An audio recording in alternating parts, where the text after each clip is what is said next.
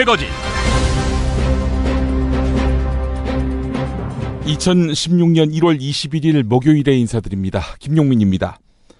어제 저녁부터 김용민 트위터에서 시작한 설문조사 결과 중간 집계 발표하겠습니다. 대표적인 반문재인이지만 진노무현, 즉 진실한 친노 또는 진정한 친노를 자처하는 조경태 의원이 더불어민주당을 탈당했습니다. 새누리당에 입당해서 새누리당 후보로 20대 총선에 나설 경우 당선 가능성이 어느 정도라고 보느냐 이렇게 여쭤보고 있는데요. 네 가지 보기를 띄었는데요. 자, 가장 적게 꼽힌 순서부터 살펴보겠습니다. 11% 박빙이다. 16% 무난하다. 17% 가능하다. 그리고 나머지 56% 희박하다. 네, 당선 가능성이 희박하다. 이렇게 누리꾼들은 보고 있었습니다. 어젯밤 10시 현재까지 1780명이 참여했습니다. 오늘 하루 더 여쭤보겠습니다. 많은 분들의 참여를 바라겠습니다. 영남 유일의 야권 3선 국회의원인 조경태 의원이 20년 동안 몸담았던 야당을 탈당하고 여당인 새누리당 입당을 저울질하면서 야당 전략지역인 서부산권이 요동치고 있습니다. 여기는 그동안 야당의 득표율이 상대적으로 높았습니다. 또 서부산권, 노무현 전 대통령에 대한 지지도가 상당했던 지역 아닙니까? 뭐 사실 그 덕에 조경태 의원이 삼선한 그런 면도 있습니다. 조경태 의원은 어제 한겨레 기자로부터 한 언론이 새누리당에 입당할 것이다 이렇게 보도했는데 잘못된 보도냐라고 물어보니까 잘못된 것이라고 하지 않았습니다. 사실상 새누리당 행을 결정한 것으로 보입니다. 오늘 발표 시점이 될 것 같습니다. 반드시 알아야 할 뉴스부터 짚어보겠습니다.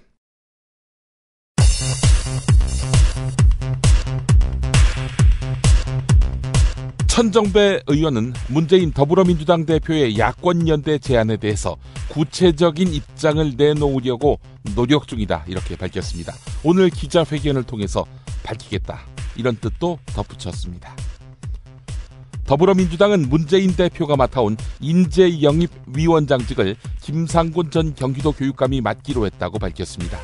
한편 문재인 대표는 박근혜 대통령이 재계가 주도하고 있는 쉬운 해고를 촉구하는 천만인 서명운동에 참여한 것에 대해 관제 대모에 빗대기도 했습니다.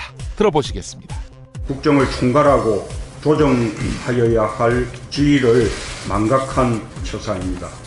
이승만 대통령과 박정희 대통령 시대에 자주 있었던 관제 대모를 떠올리지 않을 수 없습니다. 한상진 국민의당 창당준비위원장이 백범 김구 선생의 묘역을 찾아 이승만 국부 발언을 진화하기 위해 부심했습니다.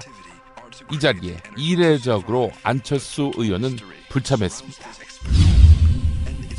안철수 의원이 입법 비리와 갑질 문제로 1심에서 유죄 판결을 받은 신학용 의원을 영입한 데 대해 내 원칙에 문제가 되지 않는다라고 말한 것으로 알려져 파장이 확산되고 있습니다.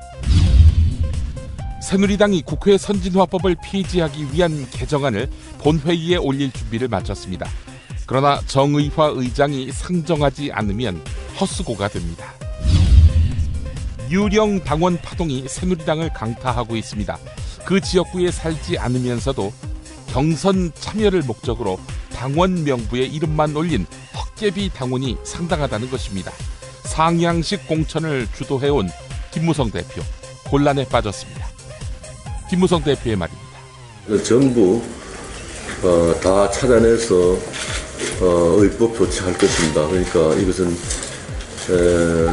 당원 모집에 문제가 있는 것을 전국의 우리 당에 비해서 전수조사를 하는 과정에서 우리 자체가 발견한 위법 사실이라는 것을 말씀드리고, 캐디 성추행으로 기소된 박희태 전 국회의장이 1심에 이어서 항소심에서도 징역형을 선고받았습니다. 2심 법원은 박희태 전 의장이 형량이 무겁다면서 낸 항소를 기각했는데요. 1심과 같은 징역 6개월에 집행유예 1년을 선고했습니다. 아울러 원심대로 40시간의 성폭력 치료 강의 수강도 명령했습니다.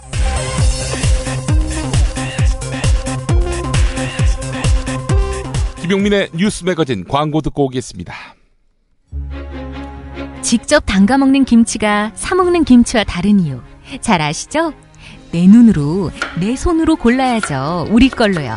한 포기 한 포기 직접 손으로 소금을 뿌려 절이는 가장 깨끗한 손으로 정성과 진심을 담아 이 김치 지하수로 못 써요. 나쁜 병균 틈타지 말아야 하니까. 건강을 위해 소금은 적당히, 그러나 맛깔나게. 내 가족이 먹을 김치니까. 가족이 먹는 김치를 하나 더 만든다는 심정으로 만든 김치, 이담채 김치. 입맛 까다로운 김어준 딴지일보 총수의 한마디. 제가 이 김치의 맛을 보증합니다. 정말 맛있어요, 이 김치는. 포털 사이트 검색창에 이담채를 입력하세요. 전화주문은 1544-4586 1544-4586. 새싹당 콩차를 매일 아침 정말 간절히 마시면 전 우주가 나서서 도와줍니다.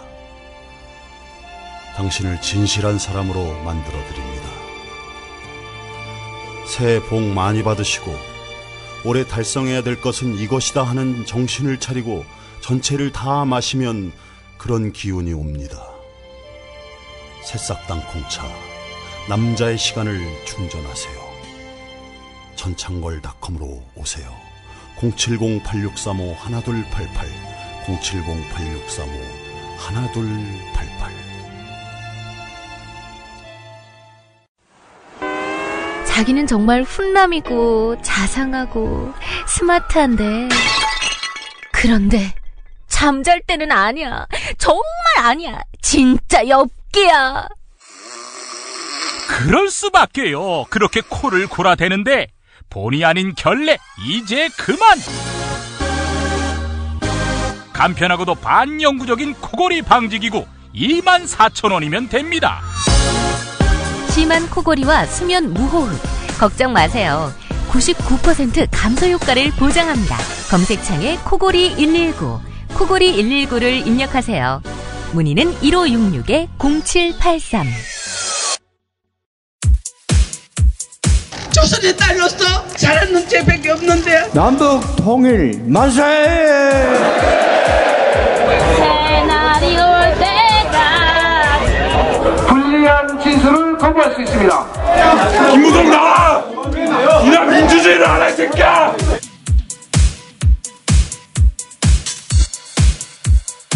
뉴스는 현장이다 코너로 이어가겠습니다. JTBC 썰전으로 유명한 이철희 두문정치전략연구소장과 권미혁 한국여성민우회 공동대표가 더불어민주당에 공식 입당했습니다. 이철희 소장은 한 번은 여한 없이 싸워봐야 비록 실패하더라도 후회가 남지 않을 거라는 결론을 얻었다면서 입당의 비연을 밝혔습니다. 들어보시겠습니다. 평소 제가 생각했던 정치는 타협이고 긍정이고 민생이라고 생각합니다. 너무 상대를 부정하지 않고요. 상대를 존중하면서 배려하면서 그러면서 타협할 줄 아는 용기도 발휘하고 결과적으로 보통 사람들의 삶이 개선되도록 하는 게 정치의 본령이라고 믿습니다. 또 하나 제가 좋아하는 말 중에 하나는 유명한 정치학자가 한 얘기입니다만 정치의 심장은 하트는 전략이라는 말을 저는 아주 좋아합니다. 그래서 어줍지 않게 전략적인 사고를 하려고 많이 노력을 합니다만 감히 더불어민주당에는 전략적 고민이 좀 부족하다라는 게 제 판단이라서 그런데 좀 기여를 할 수 있으면 좋겠다 이런 생각을 합니다. 입당을 위한 마지막에 핫하게 붙어보고 지면 쿨하게 사라지겠다는 말씀 드렸는데요. 그렇게 하겠습니다. 고맙습니다. 더불어민주당 인재영입 1호인 표창원 범죄과학연구소장이 더불어민주당 정강정책 연설에 나섰습니다.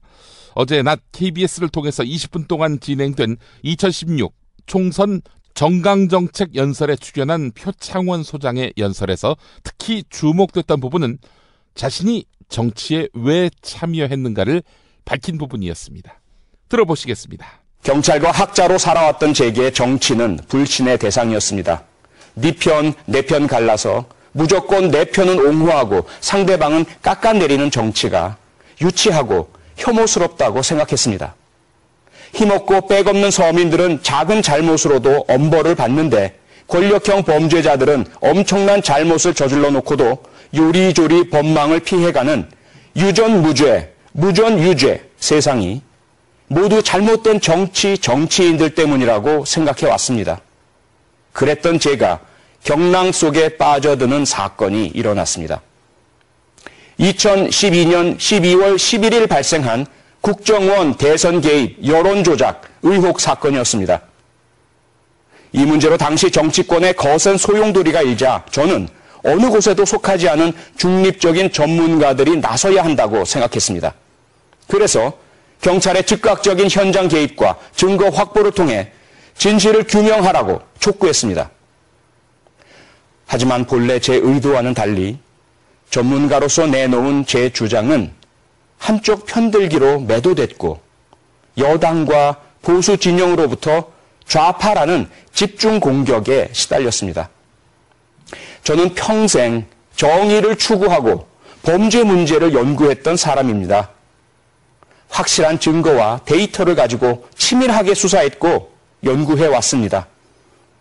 그런 전문가 입장에서 봤을 때 그날 걸어 잠근 문 안에 있던 국정원 여직원은 보호받아야 할 여성으로서의 약자가 아니었습니다. 엄청난 불법을 저질렀다는 신고를 받고 출동한 경찰이 문을 열라는 요구를 했지만 이를 무시하며 법 위에 군림했던 국정원이란 강자였습니다. 저는 그날 경찰이 우리 법 질서가 처참하게 무너지고 있다고 느꼈습니다. 아무리 큰 위험과 불이익이 예상된다고 해도 꼭 필요할 때는 할 말을 하는 것이 용기라고 생각합니다. 며칠 동안 뜬 눈으로 밤을 새며 고민했습니다.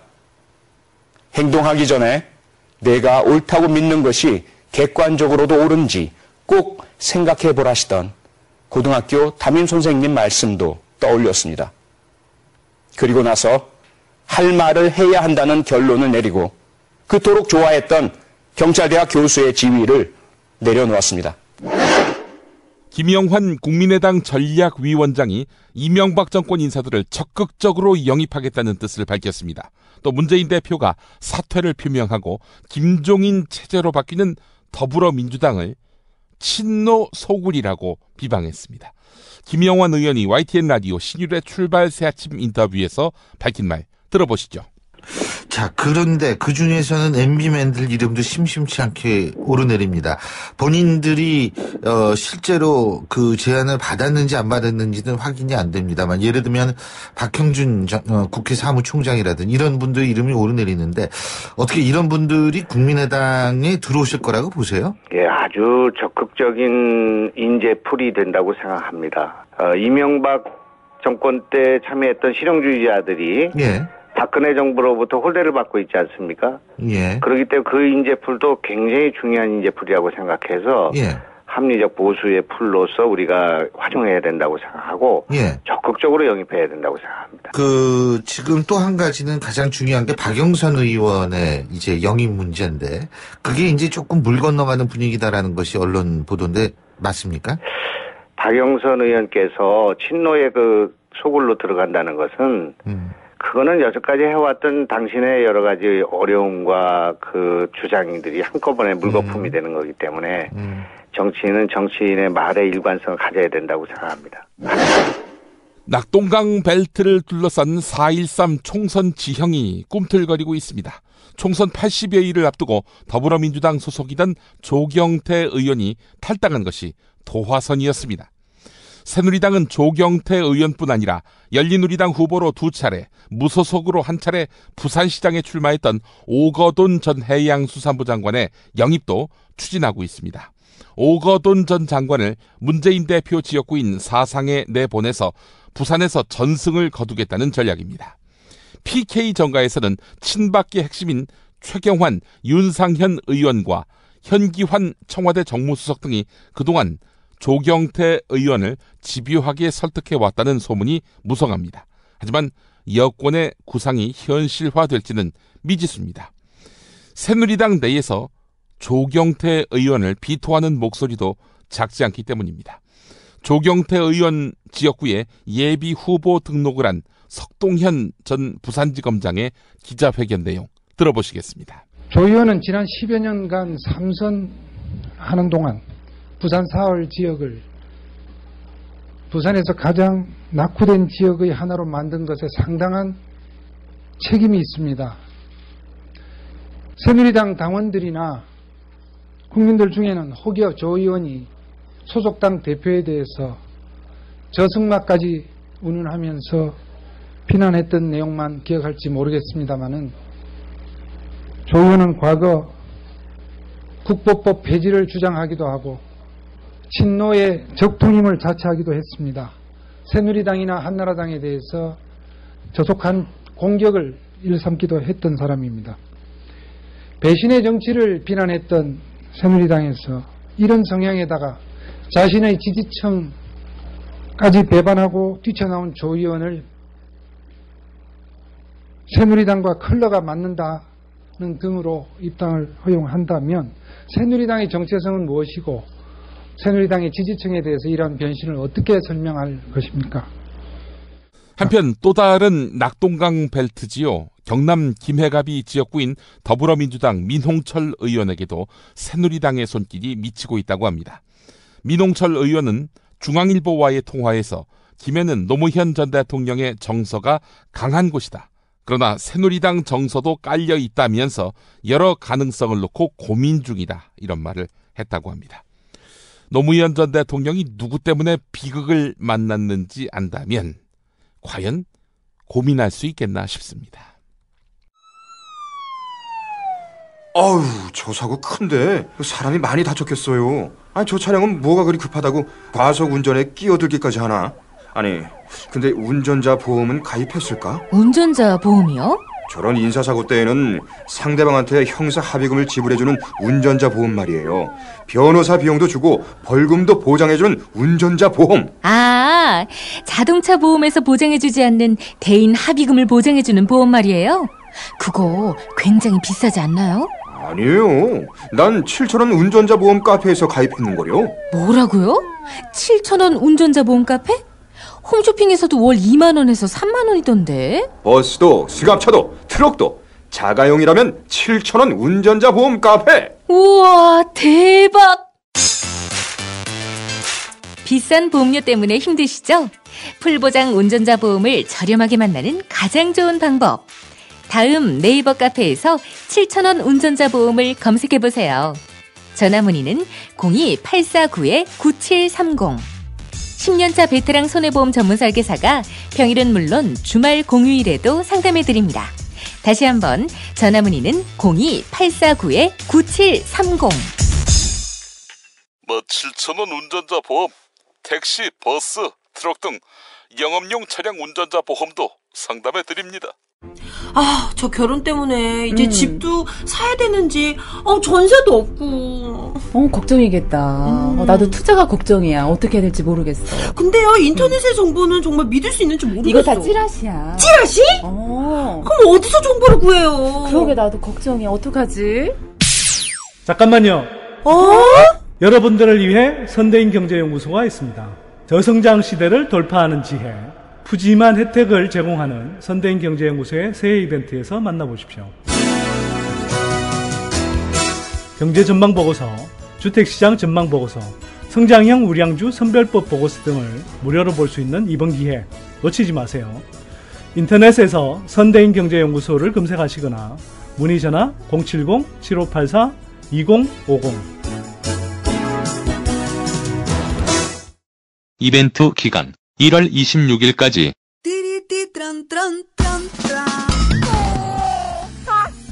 스마트폰, 물통, 무료지, 아이패드, 패스트푸드 음식.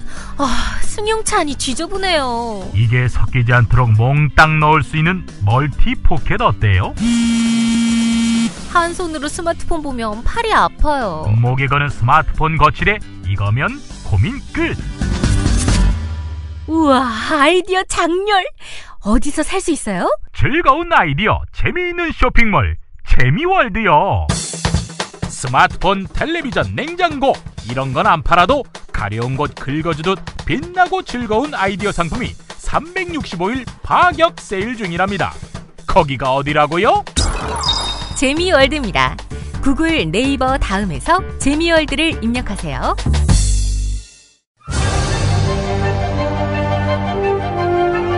가짜 기자들은 가라! 진짜 기자회견.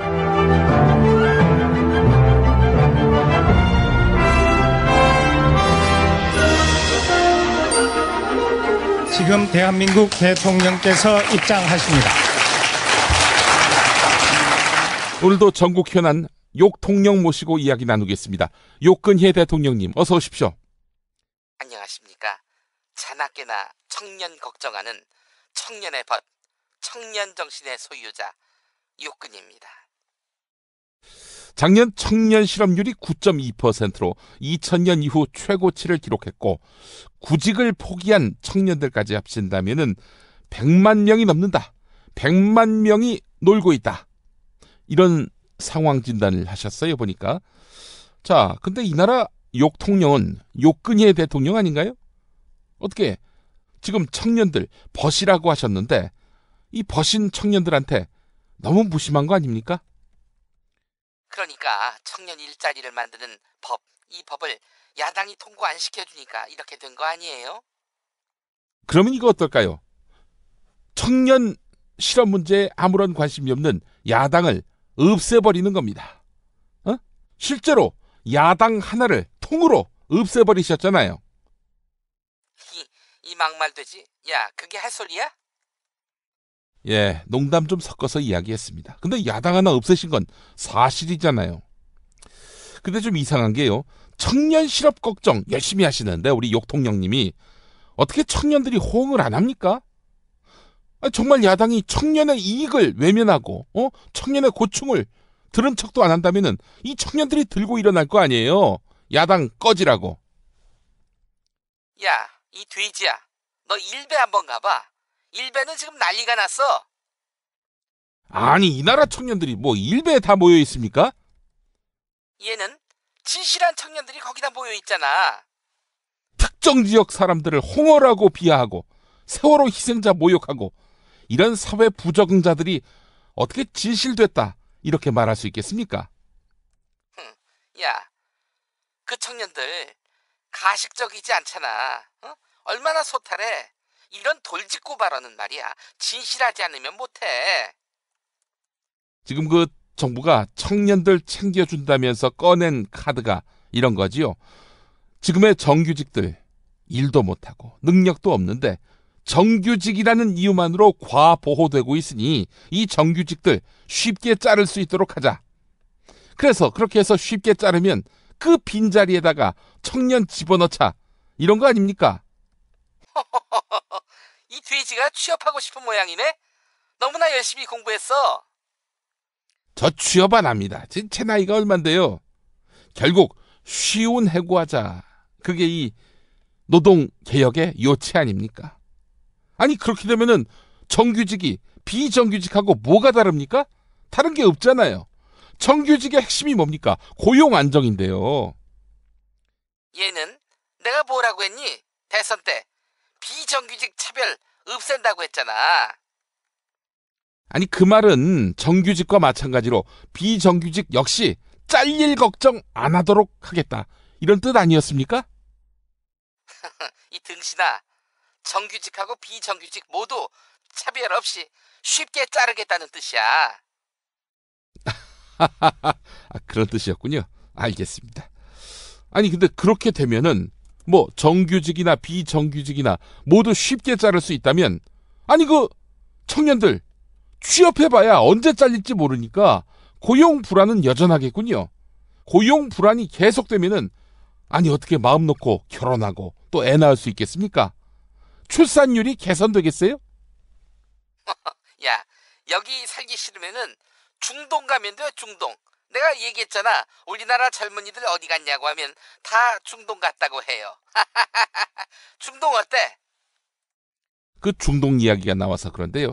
욕통령님 자주 중동 얘기하시대요. 그리고 또 지난번에 신년 기자회견 보니까 월남이 패망한 이야기까지 꺼내셨어요.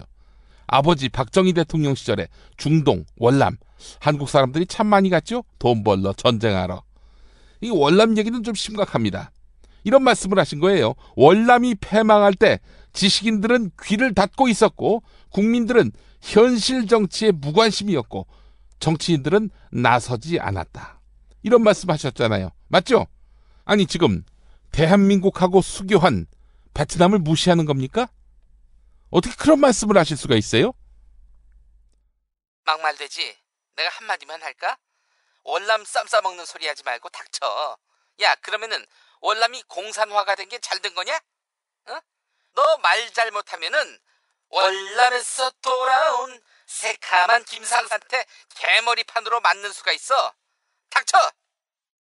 욕통령님, 이제 말장난 그만하시고요.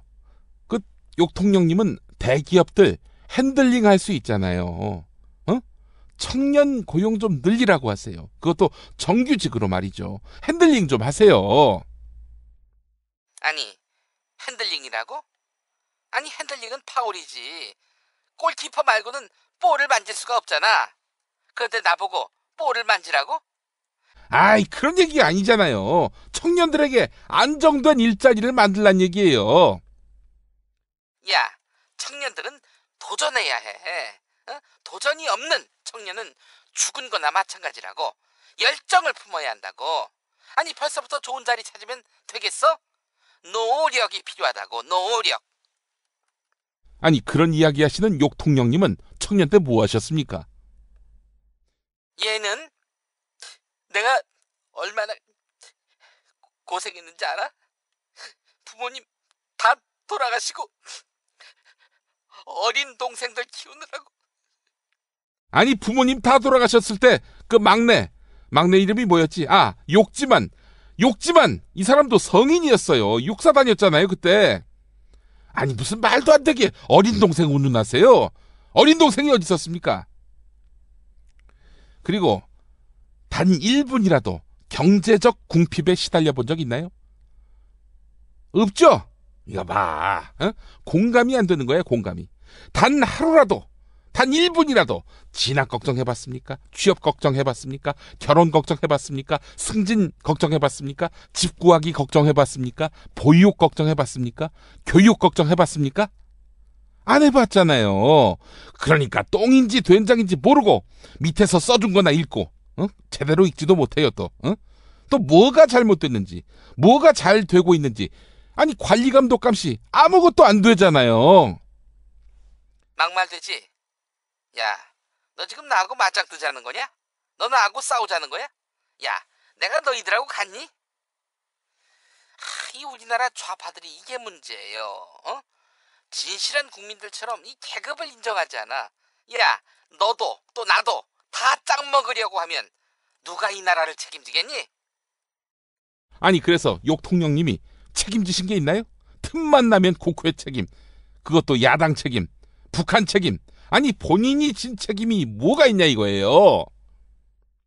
얘는 그래서 진실한 사람들을 출마시켜서 당선시키려고 하는 거 아니야. 야, 기대해라. 국회 의석 200석이 넘어가면 헌법도 내 맘대로 바꿀 수 있게 된다면 내가 그때 책임질게. 그렇게 만들어놔 줘봐. 책임질 테니까. 아니, 권한을 줘야 책임질 거 아니야? 맞지?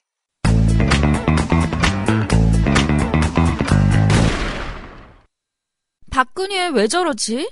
문재인, 김무성, 안철수는 또 왜 저러지? 뉴스로는 알 수 없는 진짜 정치 현장 이야기. 한겨레 정치팀 기자들이 취재 수첩을 낱낱이 공개합니다. 본격 정치관찰 팟캐스트. 언니가 보고 있다. 팟빵에서 언니를 검색하세요. 정치 한 건에서 시간입니다. 한겨레 정치부 김태규 기자와 만나겠습니다. 김 기자님. 네, 안녕하세요. 예.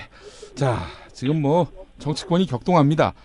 예, 그렇습니다. 야권이 정권교체 정치연합 논의에 착수한 모양이죠? 예, 오늘 심상정 정의당 대표가 새 기자회견을 열었는데요. 예. 민생과 정권교체를 위한 정치연합을 제안하면서 범야권 전략협의체를 구성하자고 했습니다. 예.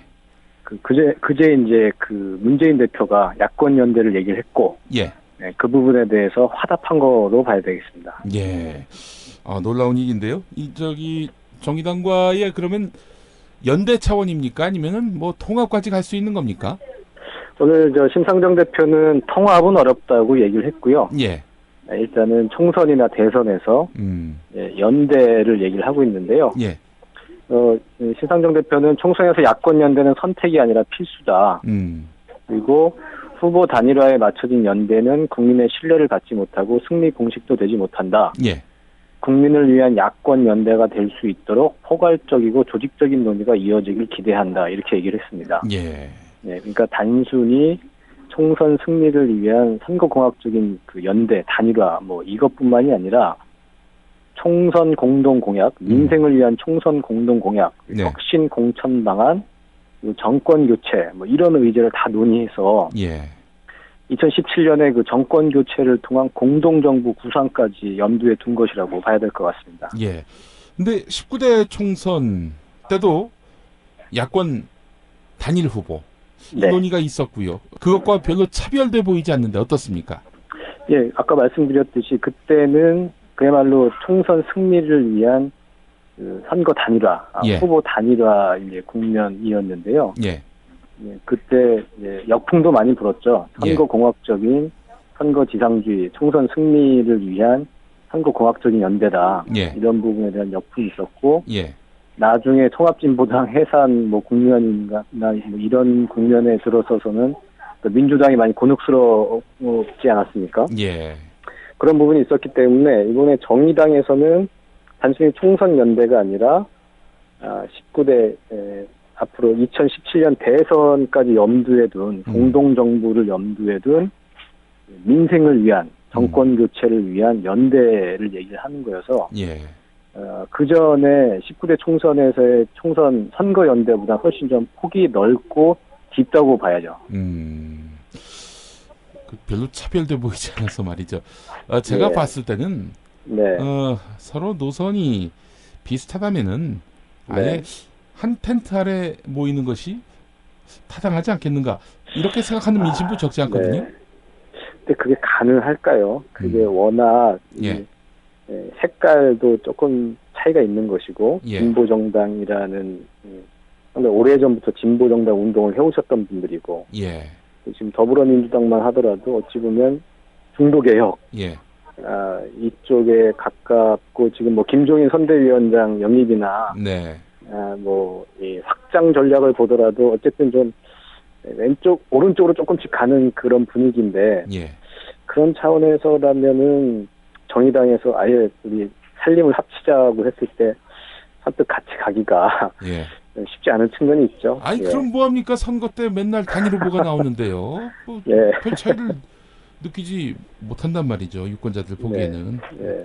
그러니까 뭐 중도적 개혁 정당과 진보 정당 사이에 노선 차이, 이념 차이 이런 것들이 우리 사회에서 어느 정도 인식 체계로 이제 굳어지게 된다면은 모르겠지만 지금처럼 별 차이를 못 느낀다 할 때는 유권자들에게 더 이상의 혼란 이런 걸 주지 말아야 한다.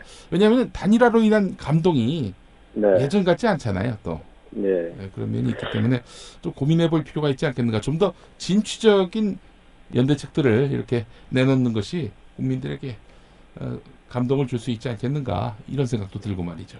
예전에 DJP 연합도 했으니까. 글쎄 말이에요. JP하고도 손잡는데 유신잔당. 그러니까 살림을 따로 하더라도 어쨌든 같이 할 수 있는 방법, 창조적인 방식은 있지 않을까 그런 생각이 듭니다.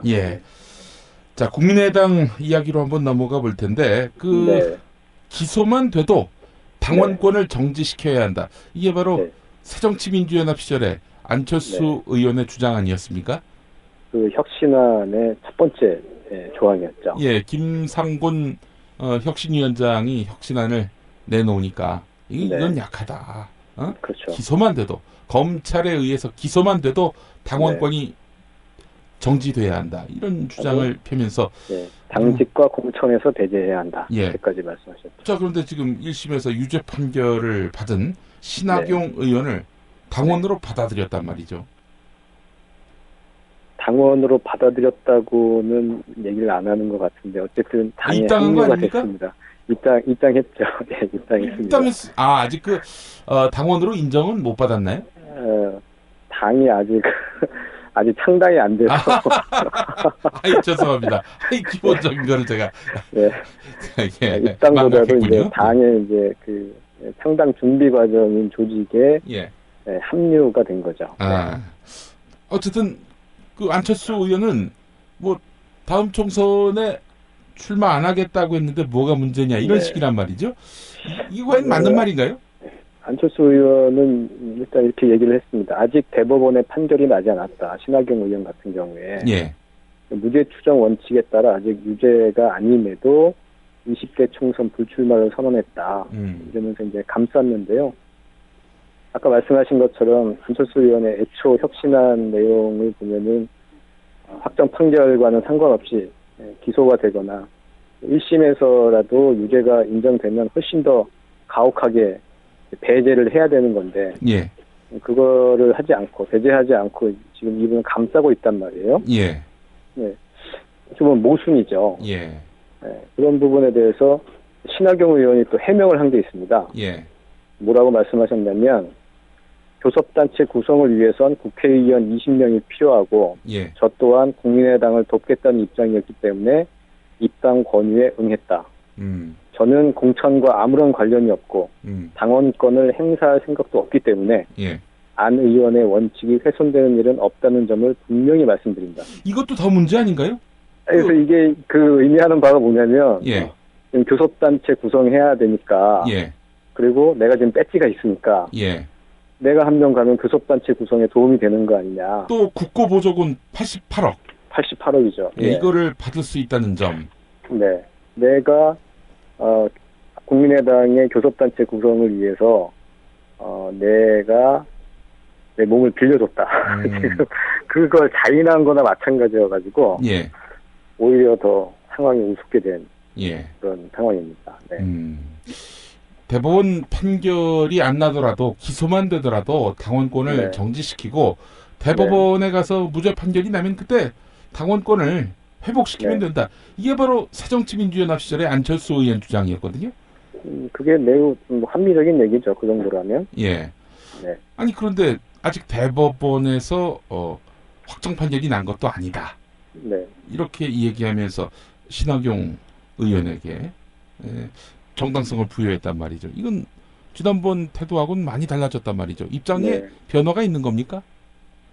입장에 변화는 없는 거죠. 그러니까 20대 총선 불출마를 선언했고 그리고 무죄 추정 원칙에 따라 유죄가 아니고 그러니까 20대 총선 불출마를 선언했다는 것을 강조하는 이유는 이분한테 나는 공천을 하지 않을 것이다. 신학용이라는 사람은 공천하지 않을 것이기 때문에 내가 그 전에 얘기했던 원칙에 크게 벗어나는 것은 아니다. 이런 얘기인 거죠. 근데 신학용 의원의 그 해명을 들어보면 원내 교섭단체가 되려면 20명이 필요하고 내가 필요하니까 내가 이렇게 허물이 있는 사람이지만 그럼에도 불구하고 국민의당에 가게 됐다. 이 얘기잖아요. 그러니까 교섭단체 구성을 위해서 내가 이런 논란에도 불구하고 안철수 신당에 합류를 했고 안철수 의원은 그것을 안에도 불구하고 받아줬다. 교섭단체 구성을 위해서 이런 논리가 구성이 되는 거죠. 이건 뭐 그야말로 이혈령 비혈령이라는 생각이 좀 들고요. 경우에 따라서 계속 입장과 주장이 달라지는 것 같아서 좀 안타깝습니다. 그렇습니다. 자, 새누리당 얘기로 한번 가보죠. 2008년 총선 때 등장했던 친박연대. 그게 떠오르는 진박연대가. 이제는 진박연대입니다. 어떻게 된 겁니까?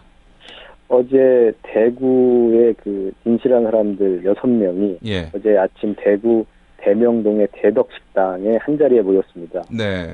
대구 발전과 박근혜 정부의 성공을 위해 앞으로 행동을 같이 하기로 의견을 모았다고 했는데요. 그 진박연대 6명이 누구냐면 정종섭 전 행자부 장관, 추경호 전 국무조정실장, 윤두현 전 청와대 홍보수석, 곽상도 전 청와대 민정수석, 네. 이재만 전 동구청장, 하춘수 전 대구은행장 이렇게 6명입니다. 아, 이게 보니까 친박근혜 반유승민이군요. 그렇죠. 예. 그분들이 식당에서 같이 모여서 사진도 찍고, 예. 페이스북으로도 올리고, 블로그에서도 홍보하고 이렇게 적극적으로 나섰는데요. 예. 유승민 의원의 지역구인 그 이재만 예비후보 그분은 진박 6인 반격의 서막이라는 제목의 보도자료를 냈습니다. 그러면서 뭐라고 그랬냐면 예. 친유승민계 현역 의원들의 대항마로 낙점된 진박 6인이 앞으로 대구 현안을 풀기 위해 힘을 합치기로 했다. 아니 그 자리에서 이렇게. 유승민이 언급됐습니까? 예, 그렇게 얘기를 했습니다. 친유승민계 현역 의원들의 대항마로 낙점된 진박 6인. 예. 본인들을 그렇게 지칭을 했고요. 곽상도 전 수석 같은 경우에는 대구 후보 6명 우리가 진박이다 이렇게 이제 홍보를 하고 나섰습니다. 네. 진박 어벤져스, 진박 연대 뭐 여러 가지 말이 떠오르더라고요. 예. 예. 그 무한도전에서 최근에 바보 어벤져스 그 시리즈가 아주 히트를 치지 않았습니까? 예. 그런 거 보면 참 이분들도 참 내세울 게 박근혜 대통령 옆에 있었다는 거 그거 하나밖에 없는 건지 예. 안타깝게 느껴집니다. 사실 이제 정권 말 들어서 자기가 대통령과 가깝다.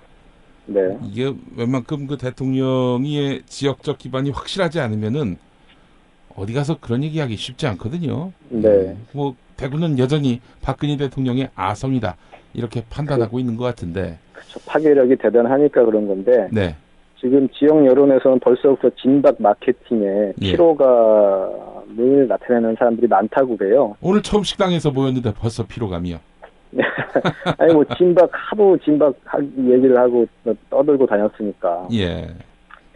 그래서 이제 이분들이 그 6명 중에 몇 명이나 살아남을까 이런 부분도 그 관심거리인데. 예. 물론 또 변수가 있죠. 우리 선거의 여왕인 박근혜 대통령께서 어떤 식으로 지원을 하느냐에 따라서 진실한 사람들이 많이 국회에 입성할 수도 있고 그렇지 않을까 싶습니다.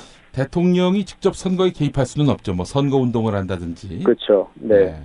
예, 지난번에 최상화 전 춘추관장이나 민경욱 대변인 같은 경우에는 지역 그 행사에 대통령이 갔는데 그분들 입장시켜가지고 대통령 뒤에서 사진을 찍게 한다든지 이런 편법과 꼼수가 이미 난무하고 있는 상황이기 때문에 박근혜 대통령으로서는 진실된 사람들을 국회에 입성시키기 위해서 그런 일을 충분히 기획할 수 있는 거죠. 네.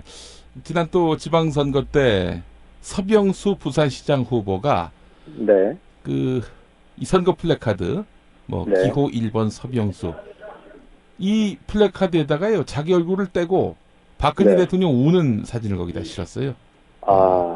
뭐 눈물을 닦아달라. 이게 그러니까 박근혜 대통령이 부산시장 후보로 나섰나 뭐 그런 착각이 들게끔.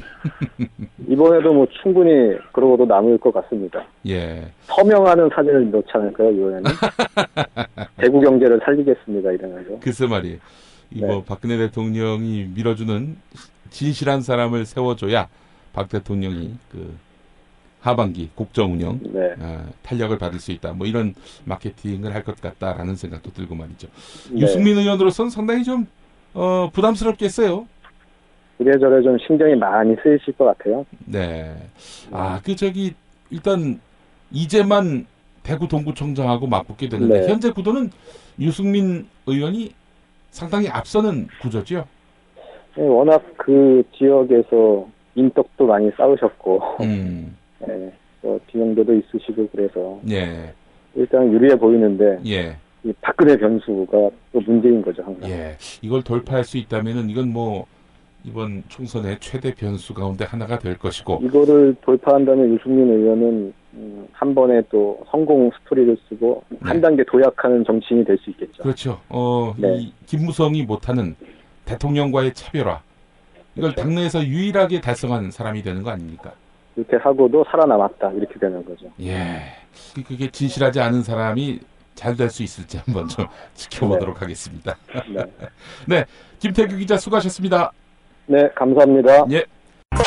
공화국 참치는 평 구이동 대양 참치를 맛보지 못한 국민 여러분은 진정한 참치 맛을 보기 위한 강도 높은 중대 조치를 취하실 계획을 표명하시고 곧장 구이동으로 달려오시기 바란다. 참치에 대한 체질적인 거부감과 적개심을 노골적으로 드러내는 분도 구이동 대양 참치에 오시면 추호도 용납할 수 없는 포악무도한 폭식 행위를 자행할 것이다.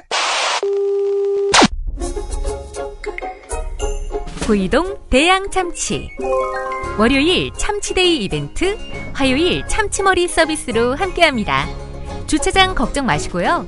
대중교통은 서울 지하철 2호선 구의역 2번 출구에서 5분 거리입니다. 대양 참치 구의점 02-455-8087. 서울, 경기, 인천 지역의 신축 빌라 정보 빌라타임즈 하나면 됩니다. 현장 나와주세요. 네, 여기는 새로 오픈한 현장입니다. 여기만이 아니라 분양 마감 현장이라면 빌라타임즈의 레이더를 피할 수 없습니다. 빌라타임즈 정보는 알찹니까? 당연합니다. 현장에서 직접 촬영한 퀄리티 높은 사진 여러 장이다. 지도 서비스, 무료 투어 서비스, 무료 상담 서비스까지. 빌라타임즈 짱이죠? 그러다 허위 매물 걸리면요? 포상금 100만 원 약속합니다. 수도권 빌라에 관한 정직한 정보를 모았습니다. 빌라타임즈. 인터넷에서 만나세요. 여보, 나 그날이 오면 떡 돌릴 거야. 당신 말버릇처럼 하더니 정말 그날이 오면 떡 돌릴 거야? 근데 무슨 떡? 이미 더 라이스로 결정했어. 아, 흰쌀만 들어가는 탄수화물 덩어리 떡하고는 차원이 다르다는 더 라이스? 백설기에 흰콩과 현미가 들어가 비타민 무기질까지 담뿍 담긴 떡 더 라이스. 맛도 끝내준다며. 근데 세상이 바뀔 때까지 기다려야 하는 거야? 지금 미리 맛보자고. 홈페이지는 더라이스.net, 전화번호는 02-2605-3644. 선물, 행사, 잔치, 효도, 합격 기원에도 더할 나위 없는 떡, 더 라이스. 다시 한번, 홈페이지는 더라이스.net, 전화는 02-2605-3644.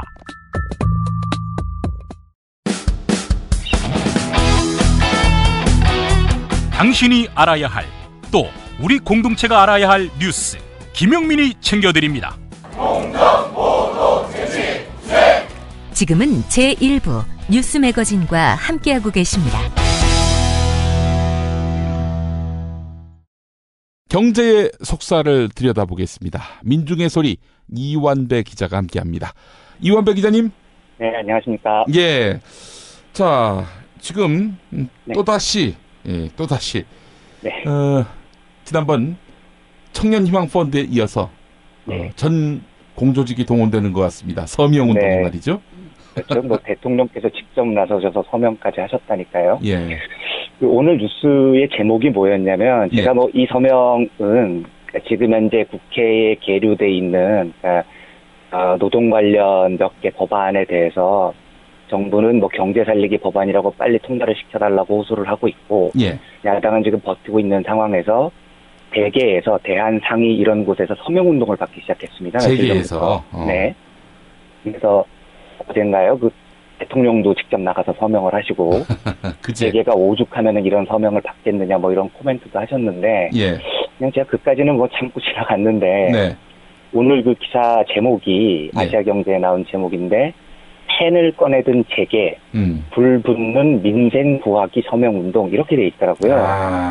예, 그래서 제가 그 기사를 사진을 봤더니 진짜 이 재벌들이 사진에 뭐라고 붙여놓냐면 이 벽에다가 민생 구하기 1000만 서명 운동 이렇게 붙여놓고 서명을 받고 있습니다. 우리 재벌들이 민생을 구해야 한다. 네, 그래서 제가 그 작년에 그 최경환 부총리가 광복절 연휴에 휴일을 하루 더 쉬면 1조 3천억 원 경제 효과가 있다는 말씀을 하신 이후에 사무실에서 진짜 한 6개월 만에 육성으로 제가 쌍욕을 터뜨렸거든요. 이 기사를 보다가 너무 화가 나가지고 이게 일일이 지금 뭐 그 국회에 계류돼 있는 법안들을 하나하나 다 살펴볼 여력은 저희가 없긴 하지만 대충만 말씀을 드리면은요. 제가 이게 무슨 이야기를 드리려고 하냐면 대한민국은 자유민주주의 국가고 뭐 서명운동 할 수 있습니다. 그리고 그러니까 제 개인적인 심정은 진보든 보수든 그 누구나 다 자유롭게 서명운동을 받을 수 있는 거고 또 치사하게 우리는 서명운동 받는다고 앞에 뭐 가스통 들고 그러지 않는 사람들이니까 그냥 서명운동을 받는 건 좋은데 예. 그걸 제목에다가 민생구하기 서명운동 이렇게 서명을 붙여놓으면 예. 기본적으로 토론을 하지 말자는 자세인 거죠. 이게 왜냐하면 지금 이제 쟁점이 되고 있는 것들 중에 그 재계가 말하는 게 이 법안들이 통과가 돼야 청년 실업이 해소된다 뭐 이런 소리를 많이 하거든요. 예. 그런데 지금 계류된 법안 중에 청년 고용이랑 관련된 법안은 하나도 없습니다.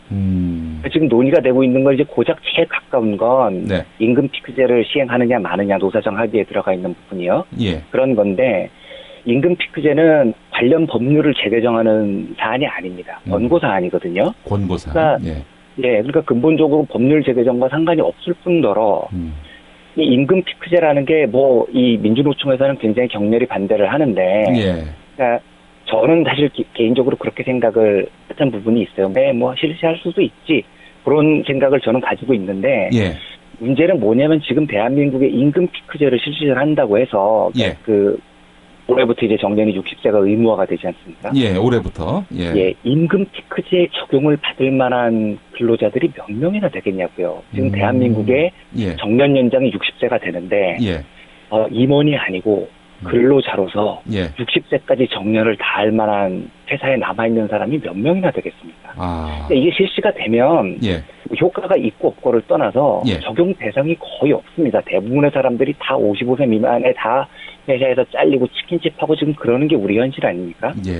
그래서 지금 정부에서는 임금 픽스를 청년 고용 대책이라고 포장을 하면서 임금 픽스를 도입하면 30만 개의 청년 일자리를 만들 수 있다고 선전을 하는데 이게 국책연구기관의 발표인데요. 나라 정부가 돈 대주는 국책연구기관에서조차 이거 해봐야 청년 고용 효과는 8,000명 정도밖에 안 된다 이렇게 발표를 할 정도거든요. 그러니까 실시를 할 수도 있고 또 민주노총에서 반대를 하고 있는데 그 반대의 이유를 충분히 경청을 할 수도 있는데 이게 청년 고용하고는 제가 보기엔 아무 상관이 없다는 겁니다. 첫째로는. 그렇다면은 지금 이 계류된 법안 중에 제일 쟁점이 되고 있는 건 결국은 쉬운 해고, 일반 해고를 도입하는 거거든요. 그러니까 우리 영화에서 보면 미국에서 자주 나오는 것처럼 근무 성적이 불량해. 근무 성적이 불량해서. 그러면 매니저들이 you are fired 뭐 이렇게 해고를 할 수 있게 만든다는 겁니다. 우리나라에서. 그런 제도를 도입하는 건 논의를 해볼 수도 있겠죠. 우리나라는 현재 그렇게 할 수가 없으니까요. 그게 이제 일반 해고의 도입이라는 건데, 그게 민생하고 무슨 상관이 있냐는 겁니다. 그래서 매니저가, 경영자가, 사업자가, 너 근무 태도가 불량해, 너 해고야, 이렇게 하면 인생이 좋아진다는 게 도대체 어떤 논리적인 연관성이 있냐는 거죠. 쉽게 생각을 하면 간단히 솔직하게 얘기를 하면 이런 겁니다. 기업이 해고를 쉽게 할 수 있으면 경영자나 재벌이나 오너들은 좋아질 거야. 이거는 맞습니다. 왜냐하면 노동자들을 자유제재로 조정을 할 수 있으니까 임금도 훨씬 더 낮은 수준에서 책정을 할 수 있을 거고 아무 때나 해고를 할 수 있다는 전제가 있을 때 노동자들은 자본의 더 종속이 될 수밖에 없기 때문에 아무래도 노동에 사용하는 비용이 훨씬 줄어들겠죠.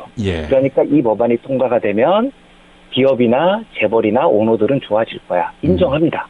그러면 서명을 받을 때 재벌 살리기 서명운동 지금 이렇게 하면 너무 좀 보이니까 그러면 최소한 기업 살리기 서명운동 이 정도로 하고 서명을 받아야죠. 그 다음에 자기들의 논지를 펴고 싶으면 기업이 살아야 나라가 사는 것 아닙니까? 이러고 나와야 이제 우리도 아니 기업을 살리는 게 나라를 살리는 게 아니고요. 지금 국민소득을 높이는 게 나라를 살리는 길입니다 하고 저희가 반론을 한 다음에 합리적으로 토론을 할 수 있는 거죠. 그런데 그게 아니고 그냥 이런 관련 법안을 통과시켜 주세요 하는 게 민생 살리기 서명운동 이렇게 얘기를 해버리면 잘 모르는 사람이 들으면 야 진짜 저게 민생 살리기인가 보다 하는 착각과 호도를 불러일으키는 겁니다. 게다가 소가 밟아도 안 깨지는 30%의 지지를 갖고 계시다는 대통령이 직접 나서서 그래요 이게 민생 살리는 길입니다 하고 서명을 해버리면 대부분의 사람들이 법안을 자세히 읽지 않고 그 법안의 주요 내용들을 잘 모르고 이렇게 판단을 하는 국민들이 보기에는 그냥 대놓고 집단적으로 사기를 치는 것과는 뭐가 다르냐는 겁니다. 쉽게 얘기해서 이게 해고를 자유롭게 하는 법 아닙니까? 그렇죠. 이게 어떻게 예, 민생 일반적으로 정책이에요, 아니에요. 이게. 말도 안 되는 예, 근데 거지. 지금 이제 김용민 PD님도 바로 그런 반응을 보이십니다만 예. 이게 왜 민생 살리기냐라고 제가 그래서 제 옆에 예. 민중의 소리의 노동 담당 기자인 정웅재 기자라고 예. 제가 보기에 대한민국 노동 담당 기자 중에는 단연 독보적인 기자인데요. 제가 그래서 오늘 물어봤습니다. 예. 정웅재 기자, 이걸 도대체 얘들이 왜 민생 살리기라고 얘기를 하는 거야? 그랬더니 정웅재 기자 대답이 네. 그걸 저도 한 10번 넘게 물어봤거든요. 그런데 아무도 대답을 못해요. 이렇게 얘기를 하더라고요. 자기들만 국민이다. 이렇게 따지면 민생 맞지. 그렇죠. 바로 그겁니다. 그래서 결국은 제가 하고 싶은 말이 뭐냐면 예. 이 사람들 머릿속에 민생은 자기들이 잘 사는 겁니다. 재벌이 잘 사는 겁니다. 네. 이 사람들 머릿속에 국가는 그 소수 1% 정도 될까요? 이 사람들이 잘 살아야지 그게 민생이라고 생각을 하는 겁니다. 예. 참 이제 이 사람들이 우리나라 재벌들이 이런 행태를 보인 게 한두 해가 아니지만 이 사람들이 도대체 나라 분위기가 어떻게 됐기에 이런 일을 저지르면서 민생을 들먹이는 수준이 됐나.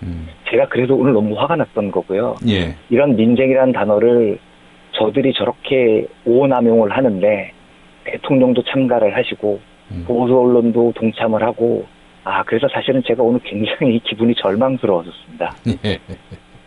아이고 참 그래요. 이게 어떻게 이게 민생이 될 수 있는 건지. 예. 뭐 사실 새누리당 당사 앞을 지나갔는데요.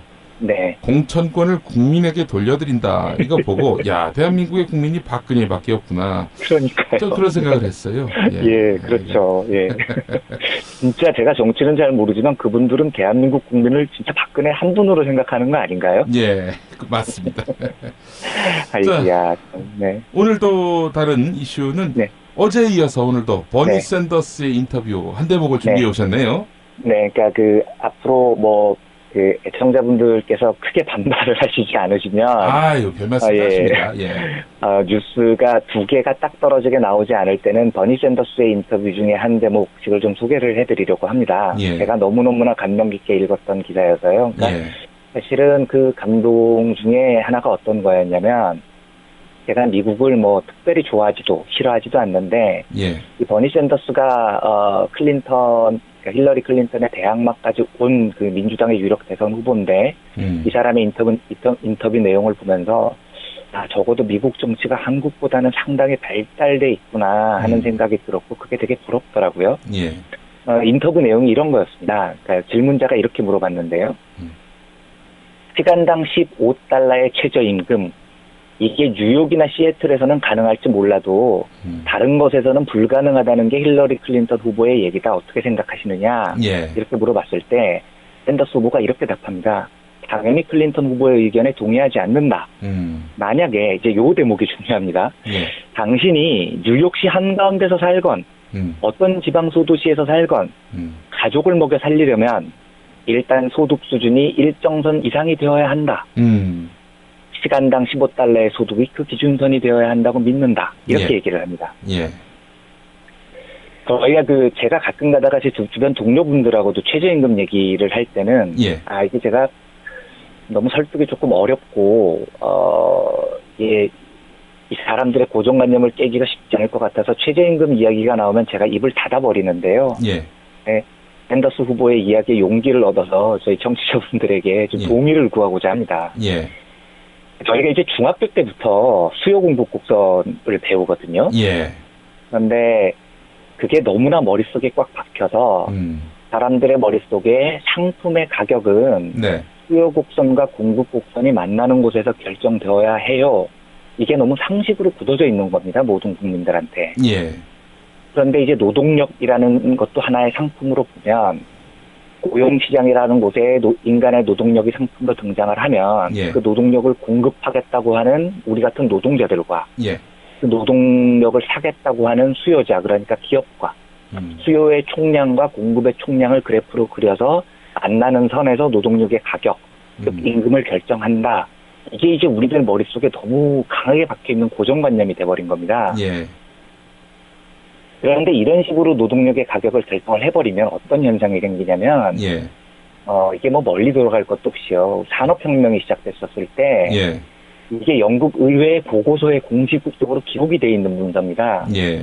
그 토마스 클라크라는 11살짜리 소년이 의회에 나와서 증언을 하는데요. 예. 11살짜리가 하루에 16시간 동안 일을 합니다. 예. 그런데 채찍으로 맞아가면서 일을 합니다. 예. 그리고 하루에 500원의 일당을 받습니다. 예. 그런데 그것도 네가 많이 받는다고 해서 자기 7살짜리 동생을 데리고 와서 같이 일합니다. 예.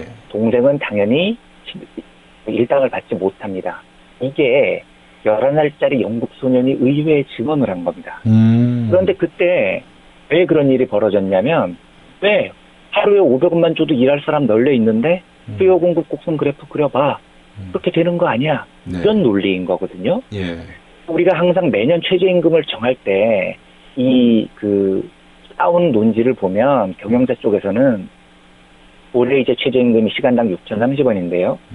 6,030원 줘도 알바할 사람들 널려 있어요. 수요 공급 곡선 그래프 그려보세요. 이런 논리를 펼칩니다. 예. 그런데 한번 이렇게 저희 청취자분들께서 한번 생각을 해봐 주셨으면 좋겠습니다. 제가 이 논리가 설득력이 좀 있었으면 좋겠는데, 예. 예를 들어서 제가 텔레비전을 만드는 사업입니다. 그런데 텔레비전을 만들었더니 원가가 2만 원이 나왔단 말이죠. 네. 그래서 텔레비전을 시장에 팔려고 하는데, 예. 하필이면 시장의 수요와 공급에 의해서 텔레비전 가격이 10,000원으로 책정이 돼버렸습니다. 네. 사업을 할 수 있겠냐는 거죠. 사업 못하죠. 망하는 겁니다. 예. 2만 원, 나는 2만 원 원가를 들여서 TV를 만들었는데, 예. 10,000원에 팔아라? 빨리 다른 사업 찾아보거나, 예. 부도나거나 둘 중에 하나인 겁니다. 그렇게 미치고는 팔 수가 없는 거거든요. 그렇죠. 예, 그러면 반대로, 노동력도 상품이어서 수요 공급 곡선 그래프 그려서 임금을 결정해야 한다고 한다면, 예. 노동력이라는 상품을 팔기 위한 원가라는 게 존재를 합니다. 그렇죠. TV라는 상품처럼요. 예. 이 원가라는 게 뭐냐? 내가 예를 들어서 민중의 소리에서 하루 8시간 일을 하는데, 예. 내가 이 8시간 일을 하기 위해서 기본적으로 드는 원가, 예. 제가 밥을 먹어야 됩니다. 예. 제 또 자식을 키워야 됩니다. 예. 제가 잠을 자야 되겠죠. 예. 제가 대중교통을 이용을 해야 됩니다. 예. 제가 휴대폰을 사용을 해야 합니다. 네. 이게 제가 노동력을 제공하는 원가라는 겁니다. 예. 이 원가보다도 아래에서 노동력의 가격이 제공이 되면 저는 생활 자체를 유지를 할 수가 없는 거죠. 인간의 삶을 살 수가 없는 겁니다. 그렇죠. 당연히 노동력을 제공을 할 수 없는 지경에 이르게 되죠. 이러면 노동력을 제공하지 않거나 이완되라는 노동력 소유자는 자살을 하거나 둘 중에 하나가 돼야 되는 겁니다. 예. 그러니까 TV를 원가가 2만 원 드는 TV를 1만 원에 할 수 없는 것처럼 인간이 자기의 가구를 이끌고 생계를 최소한 이끌 수 없으면 노동력을 제공할 수가 없습니다. 저는 이게 상식이라고 생각을 합니다. 네. 그런데 최저임금 논의를 할 때 수요 공급 곡선을 많은 이 재계에서는 항상 얘기를 하거든요. 예. 저는 버니 샌더스가 이 한 말이 너무나 마음에 와닿습니다. 자, 최저임금을 힐러리 클린턴은 뉴욕이나 시애틀 외에는 15달러를 하기 어려울 거라고 봐요. 네. 그 지역 사정에 따라서 그렇게는 못할 거예요. 라고 얘기를 했더니 예. 샌더스가 어떻게 얘기를 하냐면 다른 지역마다 사정이 다르겠죠. 수요 공급이 다르겠죠. 이렇게 얘기하지 않습니다. 어떻게 얘기를 하냐면 당신이 뉴욕에서 살건 어느 지방 소도시에서 살건 가족을 먹여 살리려면 일단 소득 수준이 일정선 이상이 되어야 한다. 이렇게 얘기를 하는 겁니다. 예. 일단 노동자는 살아 있어야 된다는 거죠. 예.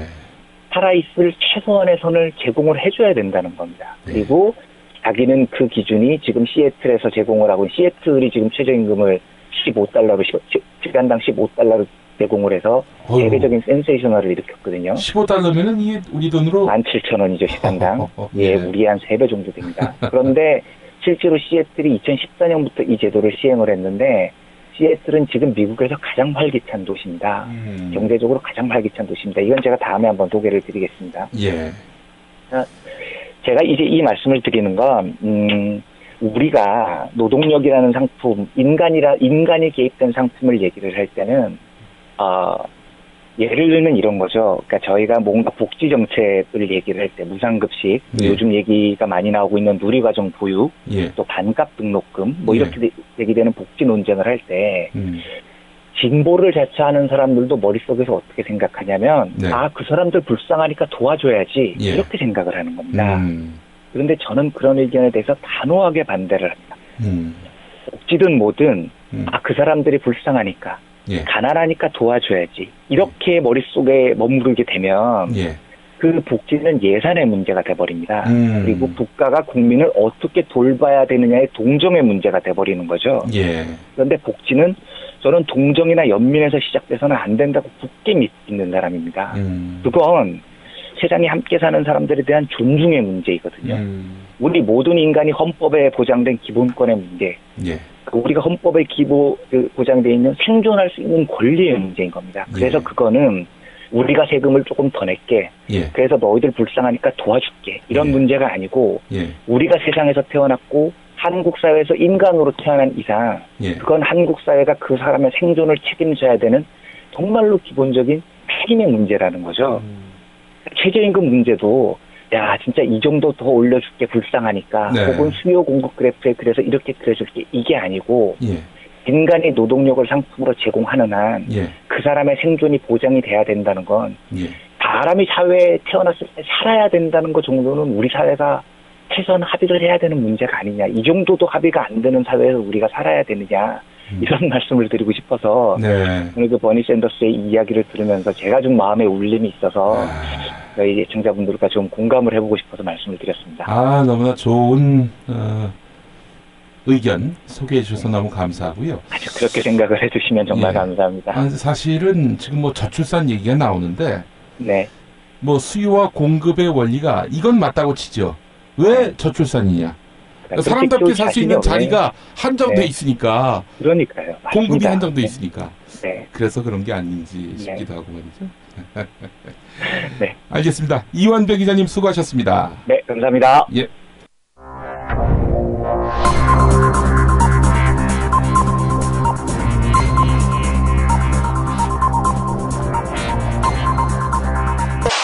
공화국 논평. 국회 선진화법으로 되는 일이 없는 박근혜 동지께서는 친박들을 독촉해 국회 선진화를 무력화하는 법을 상정했는데 국회의장 정의화가 나쁜 법이라 해도 나쁘게 바꿀 수는 없다면서 또다시 딴지를 걸자 정의화에 대한 강도 높은 국가적 중대 조치를 취하실 계획을 표명하시고 원유철에게 구체적인 공격 방침을 제시하시었다. 경야는 박근혜 동지의 단호한 결단은 대통령이 생쇼를 해가며 노동개혁법 통과를 부탁했음에도 선진화법 때문에 안 된다고 하더니 선진화법을 사실상 없애버리는 법 통과를 부탁했음에도 인생을 그렇게 살지 말라면서 야지를 놓는 정의화를 더는 용납하지 않겠다는 강력한 응징의 의지다. 정의화 본인은 재정 당시부터 선진화법이 나쁘다고 해놓았음에도 박동지가 없애자고 하니까 이를 그렇게 풀어가면 안 된다고 약올리고 있는데 이는 박동지에 대한 체질적인 거부감과 적개심을 노골적으로 드러낸 추호도 용납할 수 없는 포악무도한 도발 행위다.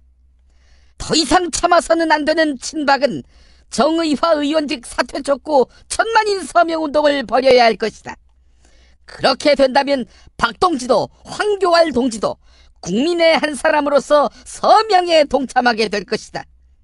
그러나 1000만 채우기가 쉽지 않은 점을 감안해서 한 집에 당원만 40명씩 사는 새누리당 소속 대가족에게 집중적으로 받아내거나 어차피 그 사람이 그 사람일 테니 교과서 국정화 찬성 서명 용지에 표지만 바꿔서 재활용해야 할 것이다.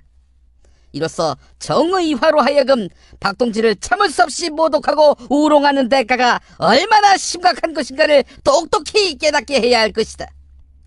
아울러 의사였던 정의화에게서 수술을 받은 사람을 섭외해 정의화가 수술을 마치고 뱃속에 각종 이물질을 넣고 봉합했는데 까보니까 가위, 거즈, 붕대는 물론이고 조선노동당 당원증이 발견됐다고 주장케 하고는 정의화를 국가보안법 위반 혐의로 구속해야 할 것이다.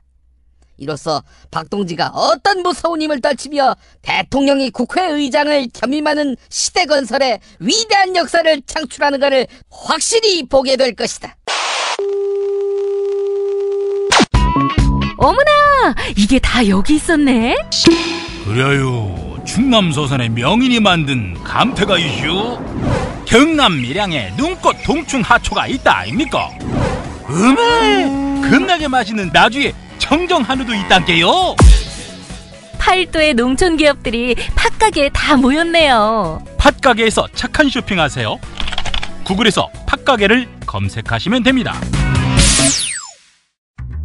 6살 하늘이 밥을 잘 안 먹어요. 엄마, 나 이거 맛이 없어요. 그만 먹을래요. 엄마의 걱정은 점점 더해가는데요. 그런데 이때 택배입니다. 연지연 곰탕이 배달됐어요. 직접 도끼로 팬 장작불 위에 한우 사골과 도가니를 가마솥에 한가득 넣고 24시간 끓인 진구. 연지연 곰탕이 하늘이 입에 들어가는 순간 맛있다. 엄마 한 그릇 더 주세요. 하늘이의 밥도둑 연지연 곰탕. 조미료 같은 첨가물이 전혀 들어가지 않아 엄마의 기쁨은 더하답니다. 연지연 곰탕은 강화군에서 김포시 방향으로 강화대교 건너자마자 있습니다. 포장 판매는 한 팩 800g에 7,000원, 7팩 이상 무료 배송합니다. 주문 전화는 010-7252-1114, 010-7252-1114. 백성들이 학살당할 때 함께 피 흘리는 교회는 존경받습니다.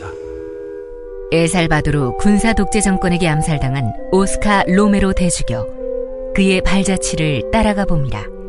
희망의 예언자 오스카 로메로.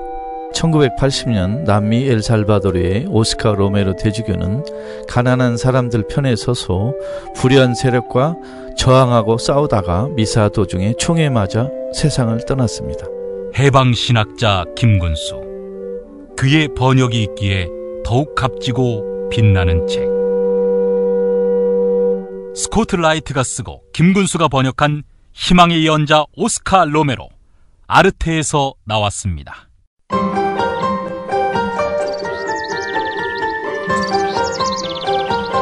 오늘의 날씨. 절기상 대한인 오늘도 춥겠습니다. 어제보다는 기온이 다소 오르겠지만 서울의 아침 기온 영하 10도를 오르내리는 추위가 계속되겠습니다. 추위는 다음 주 초까지 길고 강하게 이어지겠습니다. 특히 서울에는 일요일 아침 기온이 영하 16도까지 떨어지는 등 이번 겨울 들어서 가장 강력한 한파가 몰아치겠습니다. 토요일부터는 충남과 호남 등 서해안에 많은 눈이 예상돼 대비를 잘 하셔야겠습니다. 눈은 다음 주 월요일까지 이어지겠습니다. 오늘 마무리는 제가 페이스북에 올린 글을 인용해 보겠습니다. 좋은 사람을 확보하는 것은 집권하는 정당의 초석과 같습니다. 그러나 후보다는 와십니다. 이 사람이 국회에 들어가면 어떤 역할을 하게 되고 그래서 국가공동체의 미래가 이런 점에서 한결 나아질 것이다. 이런 논리가 이 유명한 사람과 우리 당이 손잡았다. 이 논리에 가리게 된다면 그것은 또 한 명망가의 정치 참여에 불과할 것이고 수많은 사례가 그러했듯 조직이든 프레임이든 그 개인이 큰 벽을 넘지 못해 스스로 타고 사라져버리는 촛불이 될 공산이 클 것입니다. 마치 안철수 현상처럼. 세월호 진상규명을 위한 비례대표 몫을 요구합니다. 새누리당이든 어느 당이든 좋습니다.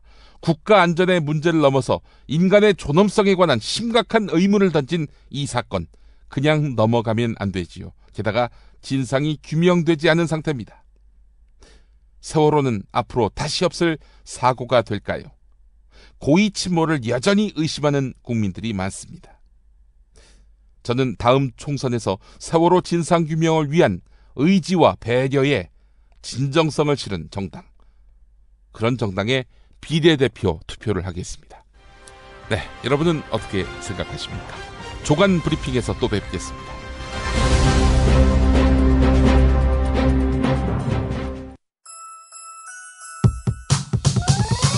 이번 방송 괜찮았나요? 작별의 여운 이렇게 표시해주세요. 다운로드하기, 댓글 달기, 구독하기, 별점 주기. 더 좋은 방송 만들어달라는 약속 이렇게 응원해주세요. 다운로드하기, 댓글 달기, 구독하기, 별점 주기. 기억하셨죠?